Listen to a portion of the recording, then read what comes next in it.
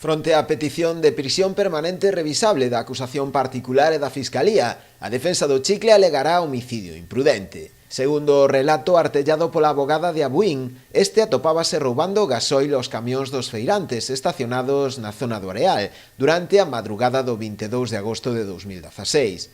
Cando veu achegarse a Diana Quer temeu que puidera delatalo, polo que se abalanzou sobre ela e agarrou con forza polo pescozo ata causarlle a morte, sen tan sequera decatarse. Alega ademais a defensa a colaboración do Chicle coa Garda Civil, ao conducilos ata o lugar onde se agochaba o cadáver. En definitiva, un delito de homicidio imprudente en lugar de asasinato, que estaría penado entre 2 anos e 6 meses de cadea.